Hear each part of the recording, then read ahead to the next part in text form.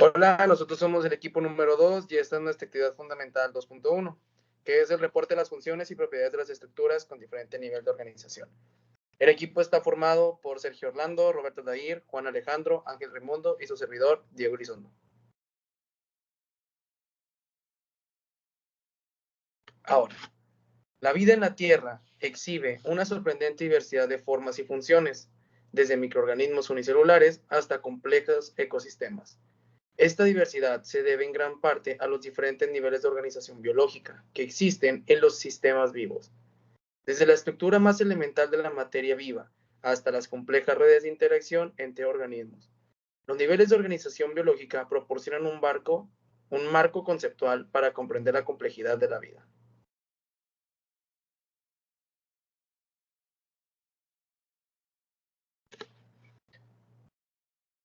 El nivel molecular y subatómico. El nivel molecular y subatómico es el más básico en los niveles de organización biológica y se refiere a las estructuras y procesos a nivel de átomos y moléculas. En este nivel, las biomoléculas como proteínas, ácidos nucleicos, carbohidratos y lípidos interactúan entre sí para formar estructuras más grandes y realizar funciones específicas. Los átomos que componen estas biomoléculas, como carbono, hidrógeno, oxígeno y nitrógeno, se organizan en enlaces químicos que determinan las propiedades y funciones de las moléculas resultantes. La importancia de este nivel radica en que las propiedades de las moléculas biológicas y las interacciones entre ellas son fundamentales para entender los procesos bioquímicos que sustentan la vida. Por ejemplo, la estructura tridimensional de una proteína determina su función biológica específica, como la catálisis de reacciones químicas o el transporte de moléculas a través de membranas celulares. Nivel celular. El nivel celular se refiere a la organización y las funciones de las células, las unidades básicas de la vida. Las células exhiben una increíble diversidad en forma y función, desde las simples bacterias hasta las complejas células eucariotas de plantas, animales y hongos. Cada tipo de célula realiza funciones específicas que contribuyen al funcionamiento de los organismos multicelulares.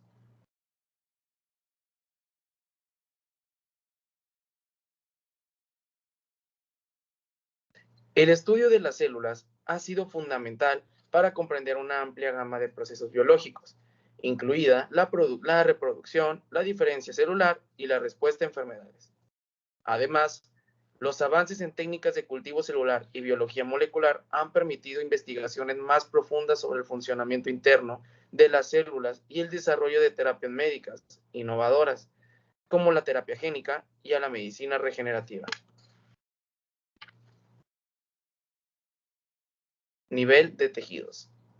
El nivel de tejidos se refiere a la organización de células similares que se agrupan y trabajan juntas para llevar a cabo funciones específicas en un organismo multicelular. Los tejidos pueden ser de diversos tipos, como epitelial, conectivo, muscular y nervioso, cada uno con características estructurales y funcionales únicas. Los tejidos son el siguiente nivel de complejidad en la organización biológica, después de las células, y son fundamentales para el funcionamiento de los órganos y sistemas de los organismos multicelulares. Por ejemplo, el tejido muscular es el responsable de la contracción y el movimiento, mientras que el tejido nervioso transmite señales eléctricas y coordina las respuestas del cuerpo a estímulos externos e internos. El nivel de órganos se refiere a la organización de diferentes tipos de tejidos, que se agrupan y trabajan juntos para realizar funciones específicas en un organismo multicelular. Los órganos son estructuras anatómicas distintas con funciones especializadas, como el corazón, los pulmones, el cerebro y el hígado. Los órganos son el siguiente nivel de complejidad en la organización biológica, después de los tejidos, y son esenciales para el funcionamiento de los sistemas de órganos en el cuerpo. Por ejemplo, el corazón es un órgano muscular que bombea sangre a través del cuerpo, mientras que los pulmones son órganos respiratorios que facilitan el intercambio de oxígeno y dióxido de carbono en los tejidos. El estudio de los órganos es fundamental para comprender cómo diferentes tipos de tejidos se organizan y coordinan para llevar a cabo funciones específicas en el cuerpo. La anatomía o el estudio de la estructura de los órganos ha sido fundamental en la educación médica y en la práctica clínica, permitiendo a los profesionales de la salud diagnosticar y tratar una amplia gama de enfermedades y trastornos. Nivel de poblaciones, comunidades y ecosistemas. El nivel de poblaciones, comunidades y ecosistemas se refiere a la organización de organismos que interactúan entre sí y con su entorno para formar sistemas ecológicos complejos. Las poblaciones están formadas por individuos de la misma especie que viven en un área geográfica específica y comparten recursos y genes. Las comunidades están formadas por poblaciones de diferentes especies que coexisten en un hábitat común y se relacionan entre sí a través de redes de tráficas y a otras interacciones ecológicas. Los ecosistemas son sistemas biológicos más grandes, que incluyen no solamente organismos vivos, sino factores abióticos como el clima, el suelo y el agua. El estudio de las poblaciones, comunidades y ecosistemas es fundamental para comprender cómo los organismos interactúan entre sí y con su entorno para mantener el equilibrio ecológico y la biodiversidad. La ecología o el estudio de las relaciones entre los organismos y su entorno ha sido fundamental en el desarrollo de estrategias de conservación y manejo de recursos naturales, permitiendo a los científicos y conservacionistas comprender mejor los efectos del cambio climático, la deforestación y la contaminación en los ecosistemas, además de desarrollar medidas para mitigar su impacto en la naturaleza.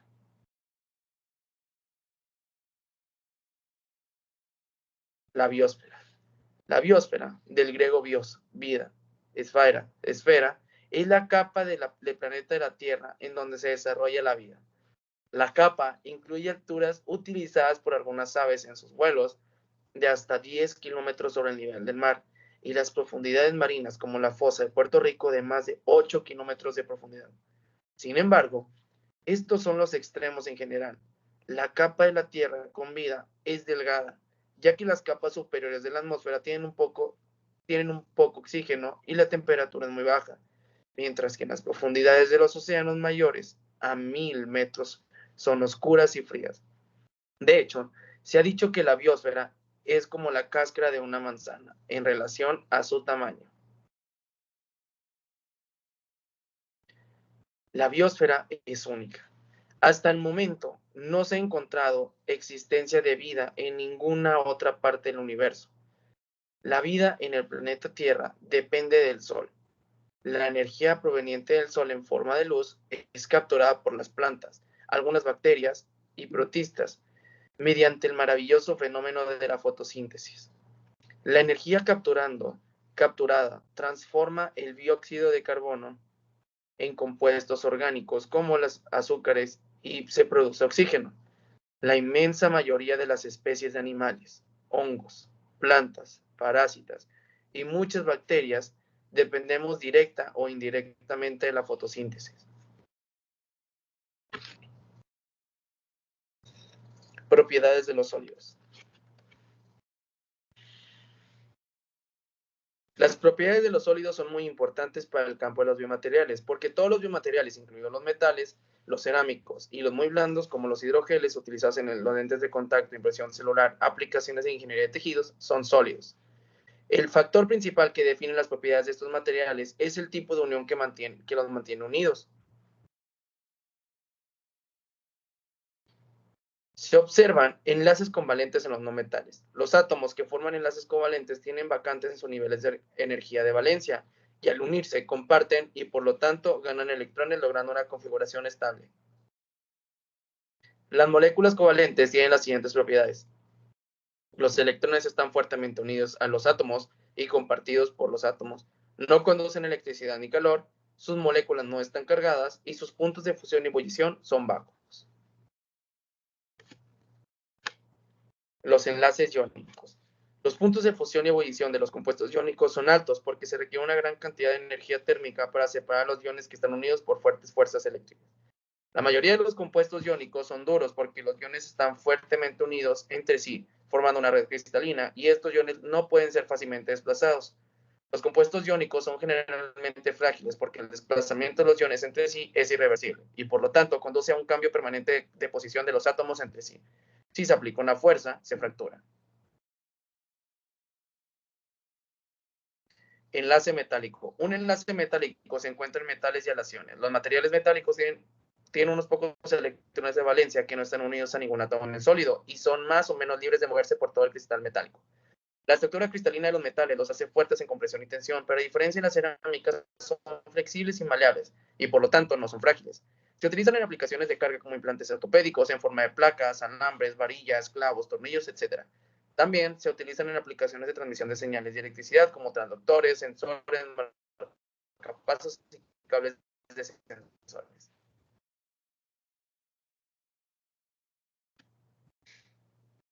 Los materiales experimentan una variedad de fuerzas: tensión, compresión, tensión de corte y combinación de estos. La tensión es cuando se aplica una fuerza sobre una muestra en direcciones opuestas para estirarla o alargarla. Por ejemplo, la tensión es la fuerza a la que se somete nuestro brazo a levantar o cargar un peso. La compresión es la fuerza aplicada sobre un material para disminuir su longitud. Por ejemplo, la compresión es la fuerza cuando nuestro fémur está sujeto al peso corporal cuando damos un paso. Tensiones de corte ocurren dentro de un material cuando se aplican fuerzas externas a lo largo de las líneas paralelas en direcciones opuestas o en una sustancia de manera tangencial.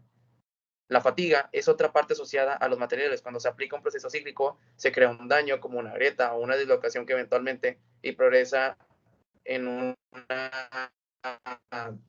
después de cierto número de veces. Es como doblar a una regla de plástico. Después de un tiempo, la regla desarrollará un daño irrecurrible observable desde el exterior.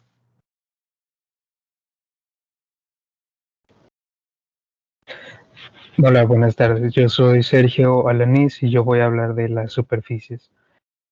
Las superficies en un material son la capa más externa de los átomos que lo conforman.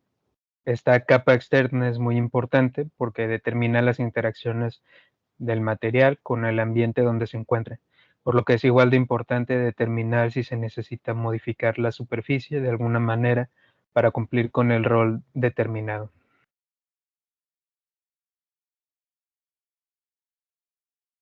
La superficie es una estructura compleja y para poder describirlo se necesitan de distintos parámetros.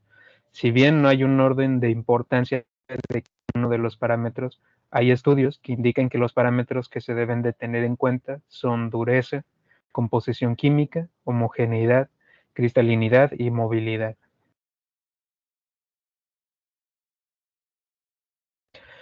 La dureza es una propiedad que se mide haciendo una muesca con un indentador. El indentador tiene una geometría conocida, usualmente con una punta piramidal o esférica. Esta muestra se hace por un tiempo ya conocido, con una fuerza ya conocida.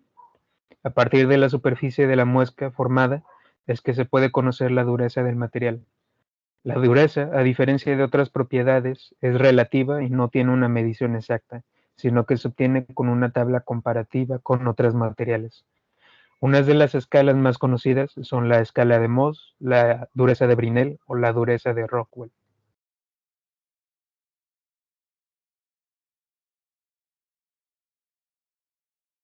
La composición química de un material se refiere a los átomos que se incluyen en una molécula de este.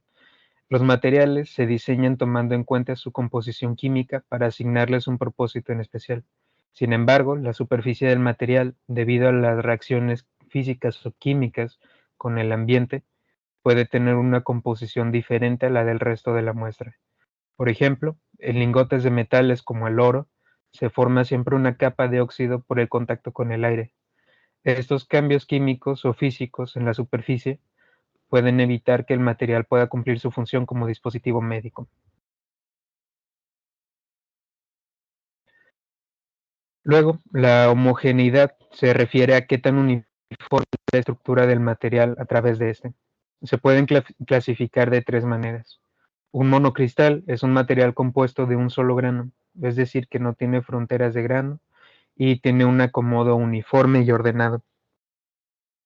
Un policristal se constituye de diversos cristales unidos en sus fronteras ordenados en planos llamados redes cristalinas. es decir, que tiene varias regiones donde hay un orden, pero estas pueden cambiar de un lado para otro. Y por último, se pueden presentar los sólidos amorfos, que no tienen ninguna estructura regular ni ordenada. Su estructura es totalmente al azar. Y por último, la estructura superficial de los materiales comúnmente es muy móvil. En un ambiente hidrofóbico, los componentes más hidrofóbicos del material migrarán hacia la superficie. Puede ocurrir también esto en un ambiente acuoso, regresar a tener una superficie hidrofílica.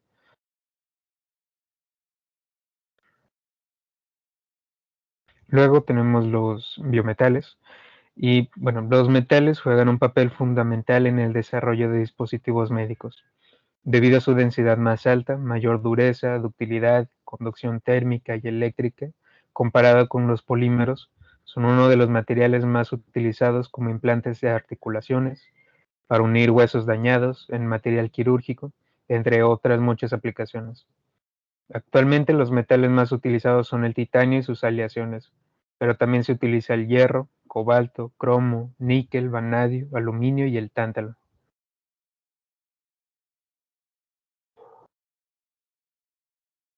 Uno de los principales factores que determinan si un implante metálico tendrá éxito o no es la osteointegración. La osteointegración es la unión directa, estructural y funcional entre el hueso y la prótesis. Es importante que los metales usados como biomateriales tengan una superficie adecuada para el desarrollo de las células óseas. La oseointegración ocurre en tres etapas. Primero, la formación del hueso reticular ocurre en el primer mes. Luego sigue la adaptación de la masa ósea a la carga, o esta ocurre en el segundo mes. Y finalmente pasa a la adaptación de la estructura ósea a la carga, que sucede desde el tercer mes en adelante por el resto de la vida. Los factores que favorecen una correcta osteointegración son una superficie rugosa y purosa, además de la presencia de un material bioinerte, que en este caso será el metal.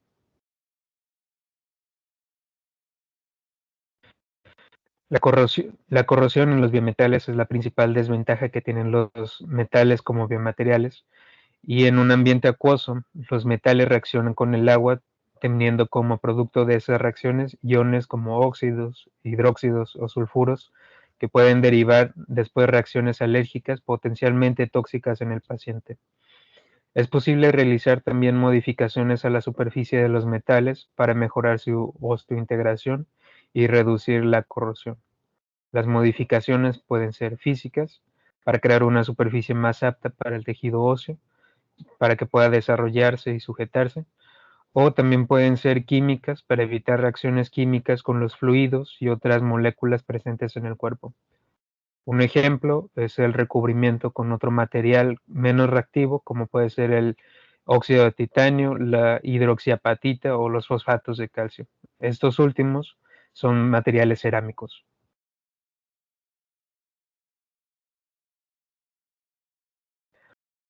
Las modificaciones superficiales en los metales son comunes para mejorar sus propiedades, como se mencionó antes. Se realizan modificaciones tanto químicas como físicas en los metales. Las modificaciones mecánicas son procesos relativamente sencillos comparado a los demás, que involucran el lijado, pulido, arenado o recocido de los materiales para cambiar la estructura geométrica de la superficie, alisarla o hacerla más rugosa y porosa.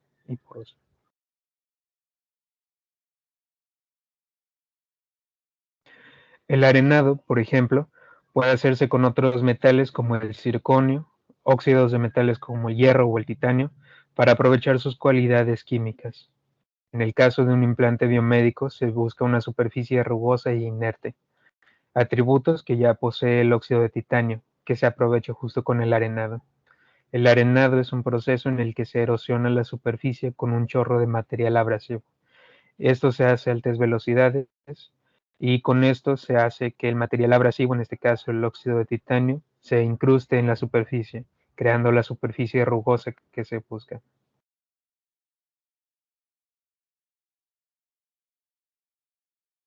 Luego tenemos las modificaciones físicas, que modifican la superficie del metal prácticamente sin reacciones químicas.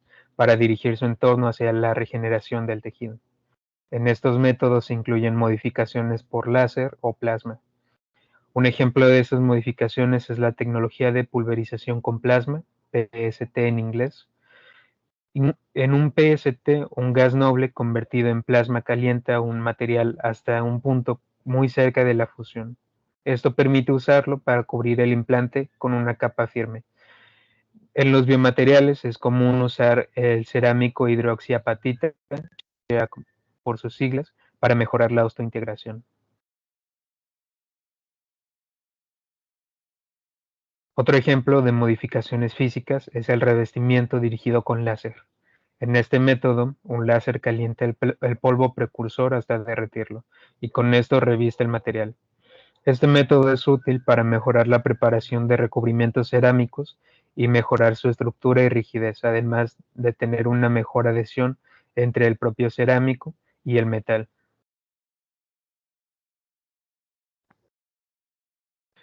Por último, las modificaciones químicas que se pueden hacer a los biometales se utilizan para evitar reacciones adversas con las moléculas ya presentes en el cuerpo humano. Normalmente incluyen reacciones violentas acompañadas de luminiscencia, calentamiento y reacciones redox. Uno de estos métodos es el arenado y grabado con ácido. La primera etapa, como su nombre lo indica, es el arenado, para obtener los resultados que ya se mencionaron antes. Luego, en la segunda etapa, se obtiene una estructura rugosa secundaria, utilizando el grabado con ácidos a altas temperaturas. Los ácidos usados pueden ser ácido clorhídrico, ácido sulfúrico, ácido fosfático y ácido nítrico, o puede ser una mezcla de todos estos. Otro ejemplo de modificación química es la oxidación térmica. Es un proceso relativamente sencillo y eficiente en términos de costo. Este consiste en calentar la muestra metálica a una temperatura alta, que es normalmente mayor a 800 grados centígrados, durante largos periodos de tiempo. Para esto permitir un largo tiempo de oxidación. Estos factores de temperatura y tiempo permiten al metal formar una capa de óxido en la superficie de metales inertes, como en el caso del titanio, y también mejorar las propiedades del óxido en otros metales.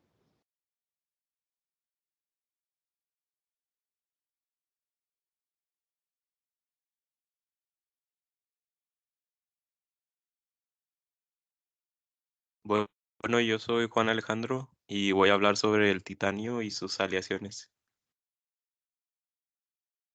Para empezar, tenemos que definir qué es el titanio. Este es un elemento químico, el cual es metálico, reconocido más que nada por su resistencia a la corrosión y su alta resistencia al peso. Este metal se utiliza dependiendo de la amplia gama de aplicaciones industriales que tenga. Puede ser incluso para la fabricación de aviones, componentes aeroespaciales o incluso implantes médicos y o deportivos. Su combinación, que son las aleaciones, es única de, dependiendo de su durabilidad, ligereza y biocompatibilidad, los cuales los convierten en un material indispensable para numerosos campos tecnológicos. Bueno, vamos a empezar hablando también de qué es una aleación. Esta es una mezcla homogénea entre dos o más metales.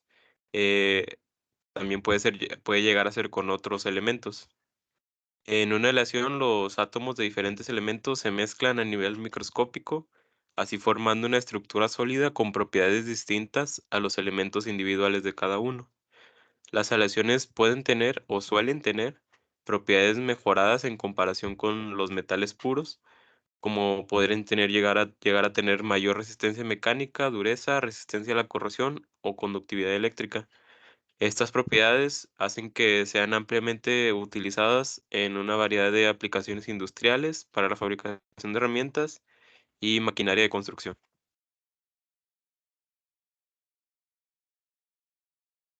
Esta es una de sus aleaciones, el titanio 6Al4V, el cual está compuesta 90% de titanio, un 6% de aluminio y un 4% de vanadio. Esta aleación es reconocida por su excelente combinación de propiedades, incluyendo alta resistencia mecánica, buena resistencia a la corrosión y ligereza. Debido a estas características, se utiliza en aplicaciones desde la industria aeroespacial hasta la fabricación de implantes médicos. E incluso su resistencia a la corrosión lo hace especialmente adecuado para los entornos biológicos en los que se puede llegar a utilizar, como implantes ortopédicos o dentales. Otra de sus aleaciones es el titanio 6Al4VELI, el cual es una aleación igual de titanio de grado médico, que se conoce como extra low interstitial, que se utiliza principalmente en aplicaciones biomédicas y quirúrgicas. Esta es una variante de la aleación pesada que comenté, ya que tiene una pureza aún mayor y menor cantidad de impurezas intersticiales, como puede llegar a ser el oxígeno, el nitrógeno y el carbono. Estas características hacen que sea especialmente adecuado para ser biocompatible y para tener una resistencia mecánica superior a la anterior. Como ya mencioné, pues se puede llegar a utilizar más comúnmente en dispositivos como para implantes craneofaciales, en dispositivos ortopédicos y en prótesis dentales, ya que, pues como ya mencioné, tiene una alta resistencia a la corrosión.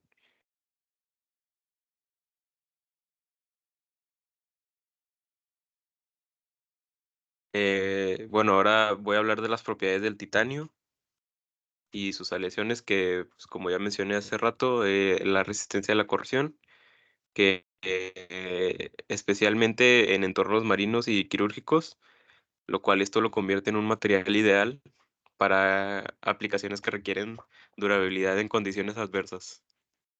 Otra de sus propiedades es la alta resistencia al peso.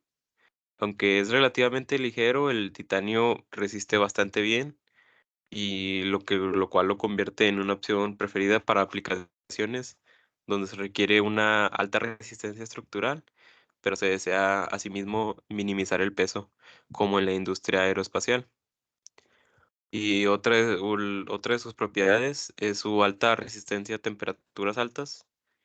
Las aleaciones de titanio conservan su resistencia mecánica a temperaturas extremadamente altas, lo que las convierte en unas muy adecuadas para aplicaciones en motores de aviones, turbinas de gas y otras aplicaciones de alta temperatura. Ahora voy a hablar del mecanismo de endurecimiento del titanio. Este es un proceso fundamental para la optimización de sus propiedades mecánicas para una variedad de aplicaciones. Este fenómeno se logra principalmente a través de dos mecanismos: el endurecimiento por solución sólida y el endurecimiento por deformación. En el endurecimiento por solución sólida se introducen átomos de elemento de aleación en la matriz de titanio. Esto hace que se interrumpa la estructura cristalina y así se dificulta el movimiento de las disociaciones, lo cual le resulta en una mayor resistencia y dureza al titanio. Voy a hablar ahora de la biocompatibilidad, que puede llegar a ser tanto inerte químicamente, lo cual no reacciona fácilmente con los tejidos biológicos, lo cual hace que los tejidos que nosotros tenemos dentro pues no se lleguen a malformar o que no lo rechace el cuerpo, por así decirlo. Eh, Después está la capa de óxido estable. Esta forma una capa, el titanio puede llegar a formar una capa delgada y no tóxica que lo protege contra la corrosión. Esto más que nada, como ya mencioné, puede llegar a ser también como un protector para llegar a no dañar o que el cuerpo en sí acepte estos materiales. La interacción favorable promueve la adhesión celular y la formación de tejido óseo. Esto, como ya mencionaron mis compañeros anteriormente, que es que cuando un hueso está bastante poroso, el titanio, como llega a ser un poquito más puntiagudo, se puede añadir fácilmente a la formación de tejido óseo y ayuda a que se entable mejor y no llegar a ser una desformación, en cambio hacer como una formación más recta de lo que se supone que debe de ser el hueso, y ausencia de toxicidad. Esto, como ya mencioné, pues no provoca reacciones adversas ni efectos tóxicos en el cuerpo humano, haciendo que pues no lo rechace.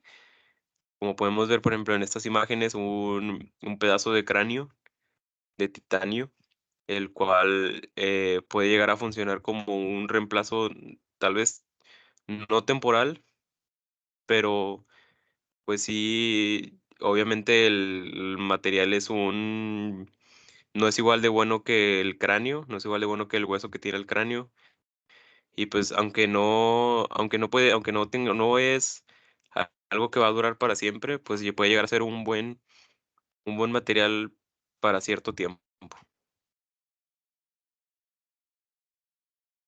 Aquí están algunos de sus usos biomédicos. Como ya mencioné, el implante ortopédico, el cual utiliza fabricación de implantes ortopédicos como prótesis, que puede llegar a ser para la cadera, para la rodilla y para el hombro, así como placas, tornillos y clavos para también la fijación ósea.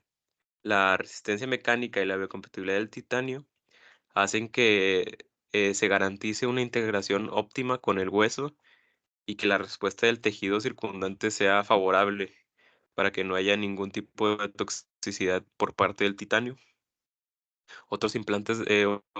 Son los implantes dentales, los cuales son fabricados igualmente con titanio y son una opción popular para reemplazar dientes perdidos.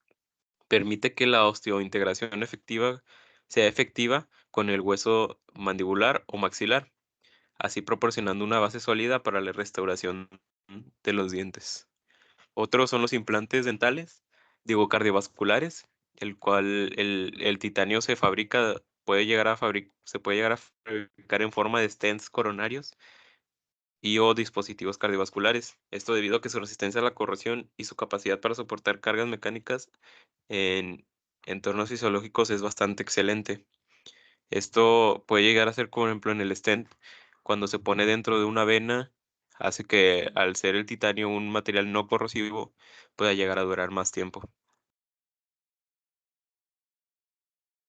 Y por último, la biocompatibilidad mecánica. Esta es la capacidad para interactuar armoniosamente con los tejidos biológicos mientras se proporciona resistencia mecánica adecuada. Esta propiedad es específicamente fundamental en aplicaciones biomédicas, porque el material debe soportar cargas y tensiones sin comprometer la integridad del implante ni causar daño al tejido circundante. El titanio exhibe una alta resistencia y un bajo módulo elástico, lo que permite absorber la energía y reducir la fatiga en entornos dinámicos. Además, su estructura y propiedades mecánicas favorecen la integración con los tejidos biológicos, así promoviendo una cicatrización óptima y una estabilidad a largo plazo para el cuerpo humano. Estas características convierten al titanio en un material ideal para una variedad de aplicaciones médicas, desde implantes ortopédicos, como ya mencioné, cardiovasculares, y que se requiere una combinación de resistencia y biocompatibilidad mecánica.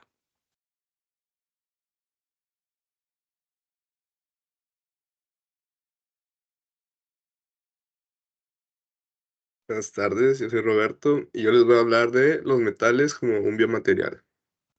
Para empezar, una pequeña introducción. Como sabemos, los metales, como dijo mi compañero anteriormente, son sólidos, lo que de por sí ya les da ciertas características específicas como una estructura compacta y resistente. Esto los hace adecuados para soportar cargas en aplicaciones médicas. La dureza de los biomateriales metálicos los hace capaces de resistir deformaciones y abrasiones. Su opacidad es beneficiosa para aplicaciones médicas, ya que permite la visualización de tejidos circundantes en radiografías y otros métodos de diagnóstico.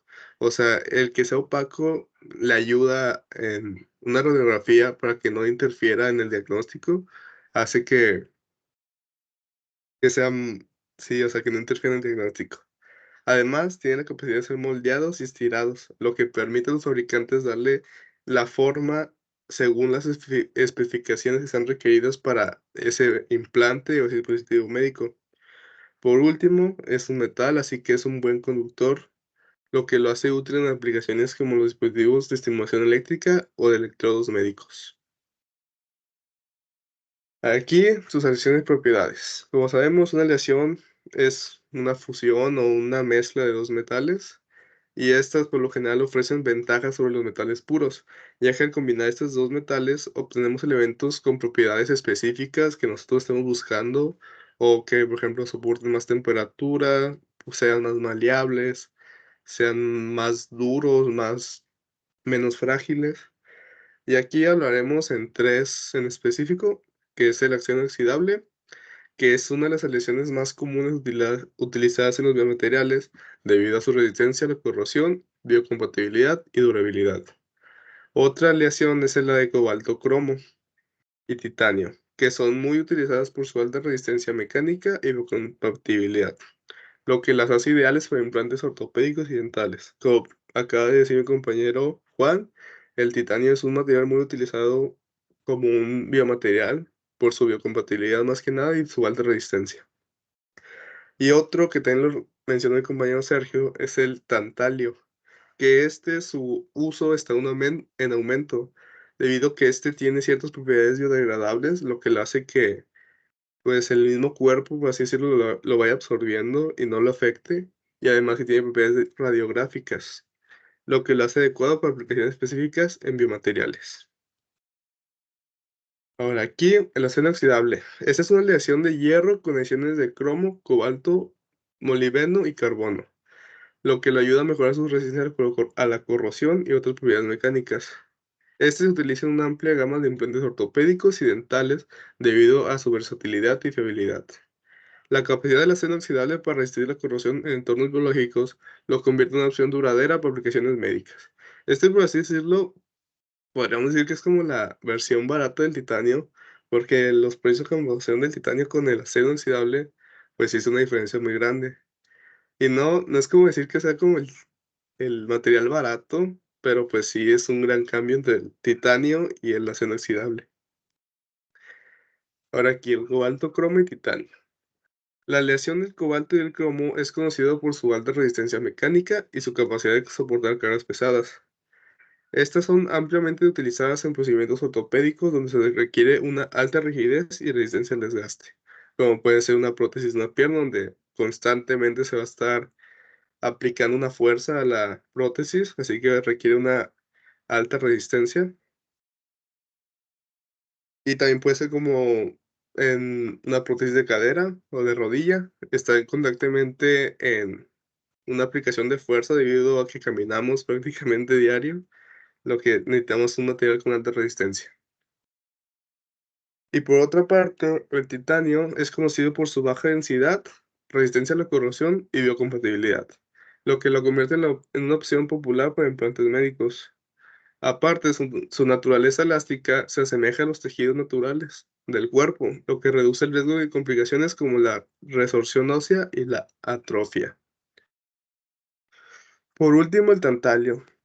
El tantalio es valorado por su resistencia a la corrosión y biocompatibilidad, lo que lo hace adecuado para aplicaciones médicas. Se utiliza en la fabricación de implantes médicos y como recubrimiento de dispositivos metálicos, para mejorar la resistencia a la corrosión y la biocompatibilidad.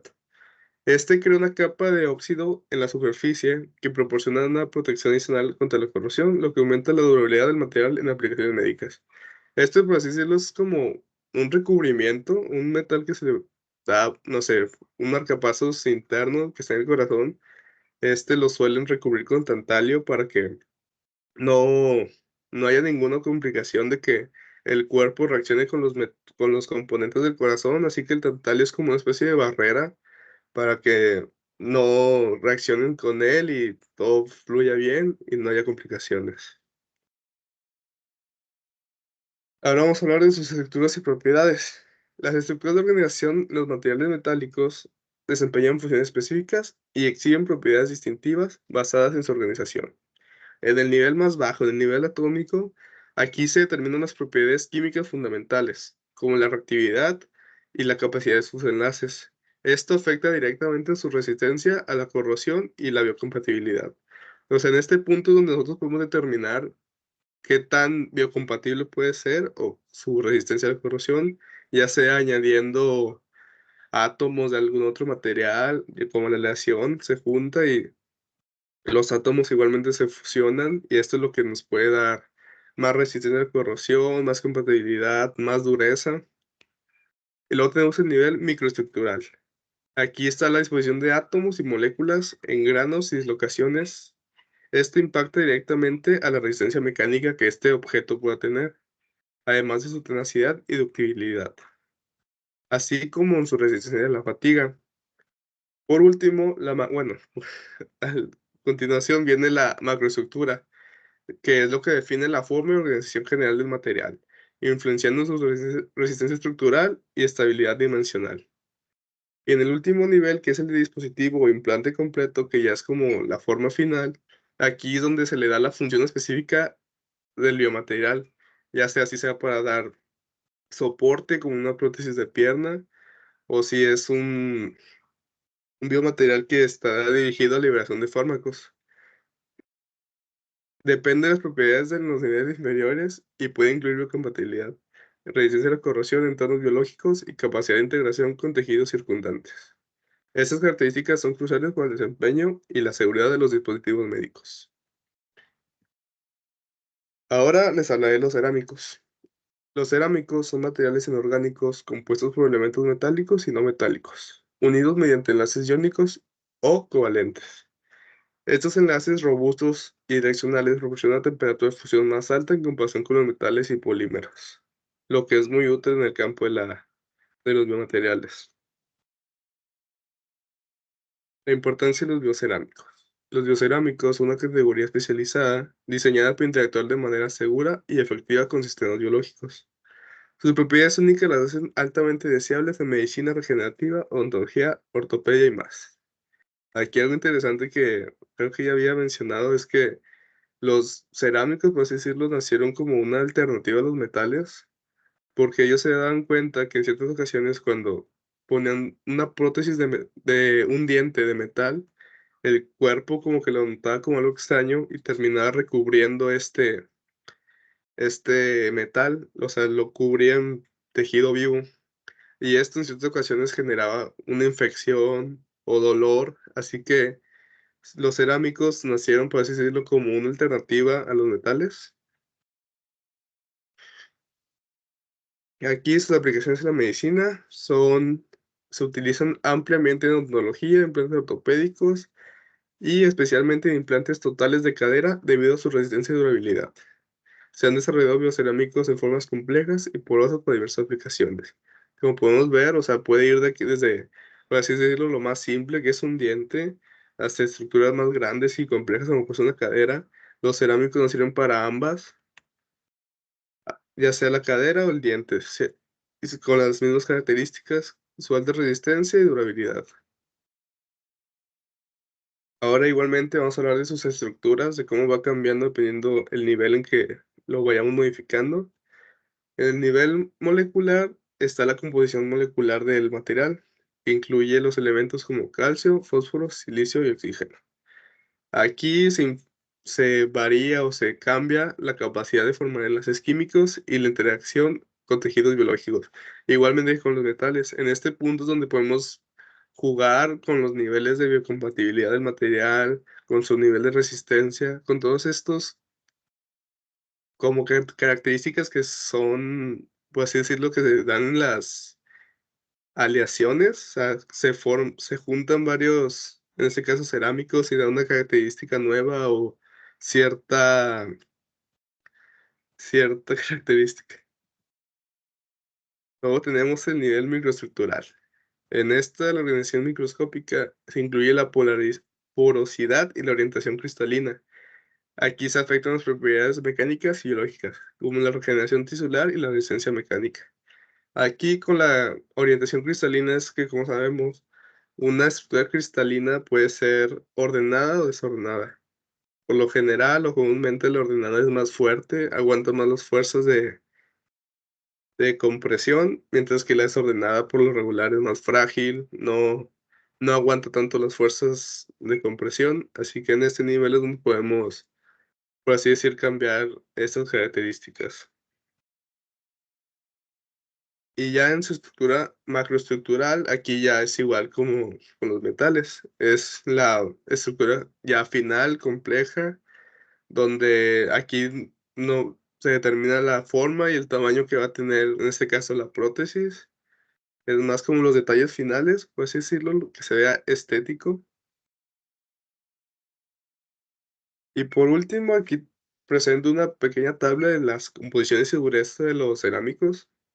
Aquí, como podemos ver, hay como una especie de ecuación o sí, una especie de ecuación que es AMXN, donde A representa el metal, X el no metal y M y N indican los números de moles de cada uno. Es como por así decirlo, la ecuación de la aleación o de la combinación de materiales.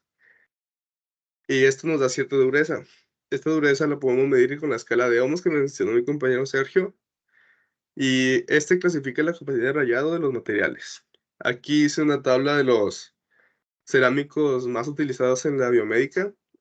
Y podemos ver que, por ejemplo, la hidroxiapatita tiene un grado de dureza en nivel 5, el fosfato tricálcico de 4 a 5, el óxido de aluminio o alumina de 9, el óxido de circonio de 8.5, el titanato de calcio de 5.5 y el silicato de calcio de 6.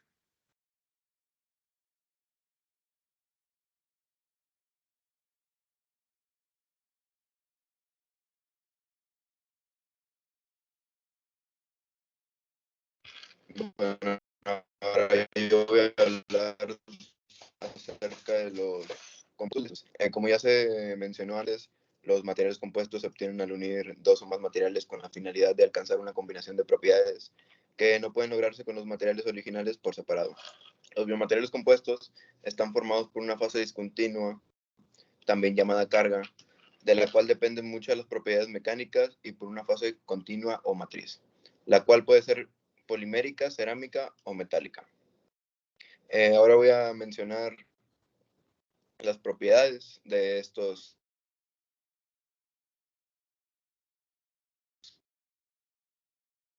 compuestos.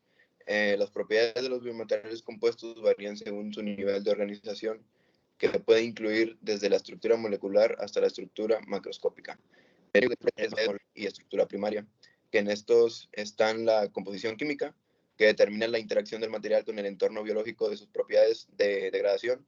También tenemos la distribución de monómeros, que afecta la homogeneidad del material y su respuesta biológica.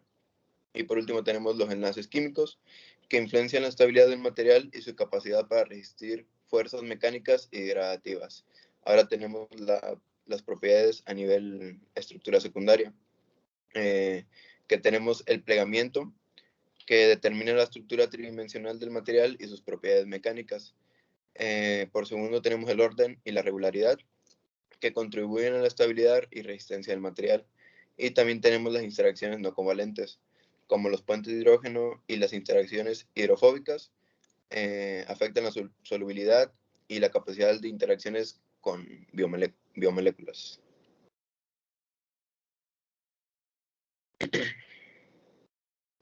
Ahora tenemos las propiedades a nivel estructura terciaria.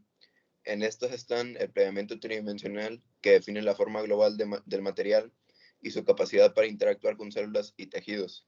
También tenemos las interacciones intermoleculares, que influyen en la estabilidad y la respuesta biológica del material.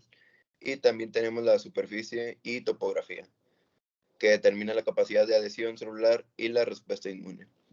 Ahora tenemos las propiedades a nivel estructura cuaternaria o macroscópica, que en ellas están la porosidad y permeabilidad, que estas afectan la difusión de nutrientes, oxígenos y metabolitos, así como la eliminación de desechos.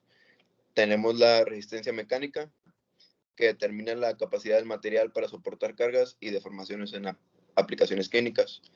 Y por último tenemos la biodegradabilidad, que son importantes para materiales que se desintegran o se absorben en el cuerpo. Ahora tenemos las funciones de estos compuestos, que los biomateriales compuestos son materiales diseñados para interactuar con sistemas biológicos. ya sean como implantes médicos, dispositivos de diagnósticos, sistemas de liberación de fármacos u otras aplicaciones relacionadas con la salud. Estos materiales suelen estar compuestos por dos o más componentes que pueden incluir polímeros, como ya se mencionó, cerámicas, metales u otras sustancias. Y voy a decir algunas funciones clave de los biomateriales compuestos.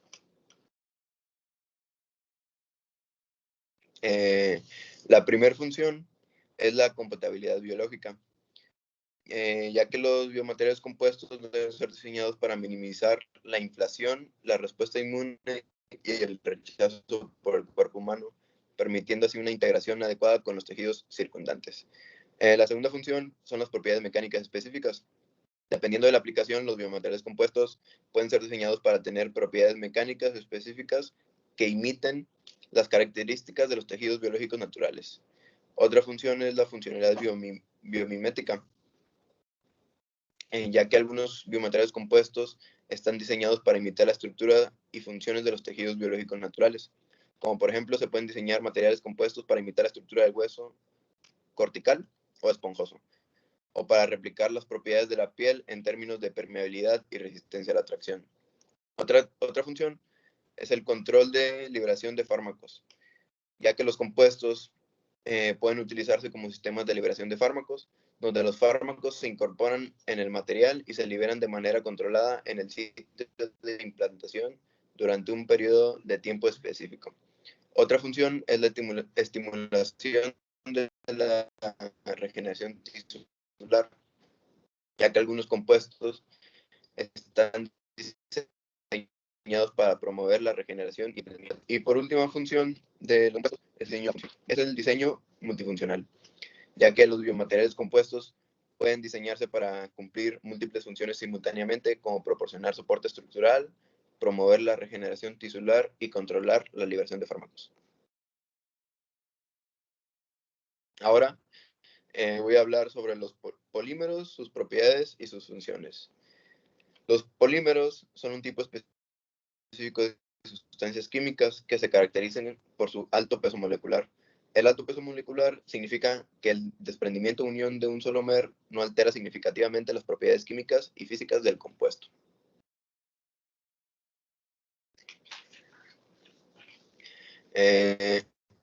Cada estructura de los polímeros cumple funciones específicas que son fundamentales para su comportamiento y utilidad.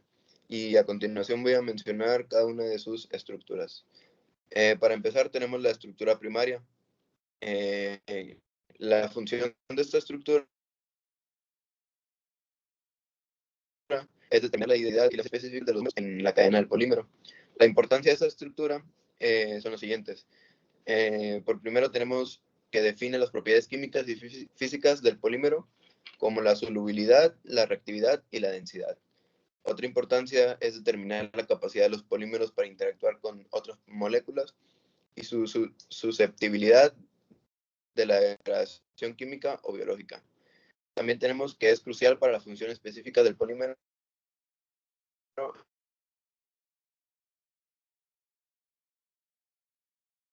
en la aplicación tecnológica. Es la estructura secundaria. La función de esta estructura es que implica el plegamiento o enrollamiento regular de la cadena del polímero debido a interacciones específicas entre grupos funcionales. Voy a mencionar las importancias de esta segunda estructura. La primera es que contribuye a la estabilidad y a las propiedades mecánicas del polímero, como la elasticidad y resistencia. También tenemos que define la arquitectura tridimensional de la molécula del polímero, lo que afecta su función biológica o su comportamiento en aplicaciones tecnológicas. Y su última importancia es que facilita la formación de estructuras más complejas a niveles superiores de organización, como la estructura terciaria y cuaternaria. Tenemos la estructura terciaria, que la función es que implica el plegamiento tridimensional completo de las cadenas de polímero, determinado por interacciones más complejas entre grupos laterales o regiones distantes de la cadena principal. La función de esta tercera estructura es que confieren la forma tridimensional específica a la molécula del polímero, lo que es esencial para su función biológica o su comportamiento en aplicaciones tecnológicas. Otra importancia es que contribuye a la estabilidad y a la capacidad de respuesta del polímero a cambios ambientales como el pH o la temperatura. Por última importancia es que facilitan la interacción con otras moléculas y determina la especificidad de la función del polímero. Y por última estructura tenemos la estructura cuaternaria, que su función es que se refiere a la organización espacial de múltiples cadenas de polímero para formar una estructura macromolecular más grande y compleja. La importancia de esta estructura cuaternaria, es que define cómo interactúan múltiples subunidades para llevar a cabo una función específica como la catálisis enzimática o el transporte de moléculas. También contribuye a la estabilidad y a la especificidad de la estructura macromolecular resultante. Es esencial para la función biológica de muchas macromoléculas y para sus aplicaciones en sistemas vivos o tecnológicos. Ahora, las propiedades de estos polímeros. Por mencionar, tenemos el peso molecular, la elasticidad, densidad, la resistencia mecánica, la óptica, la resistencia a la temperatura, la resistencia química y la transparencia y opacidad. Aquí nos presenta una tabla de diversos polímeros con sus distintas propiedades. A pesar de que los distintos plásticos presentan grandes diferencias en su composición y estructura, hay una serie de propiedades comunes entre ellos que los distinguen de otros materiales. Entre los plásticos de mayor consumo se encuentra el PE y el PP, ambos materiales con densidad inferior a la del agua. La densidad de los materiales a los que los plásticos sustituyen en algunas aplicaciones es varias veces mayor, como es el caso del aluminio o del acero. Esta densidad tan baja se debe fundamentalmente a dos motivos. Por un lado, los átomos que componen los plásticos son ligeros, y por otro, las distancias medidas entre átomos dentro de los plásticos son relativamente grandes. Una densidad tan baja permite que los plásticos sean materiales fáciles de manejar y, por otra parte, supone una gran ventaja en el diseño de piezas en las que el peso es una limitación. Por otra parte, el valor de la conductividad térmica de los plásticos es sumamente pequeño.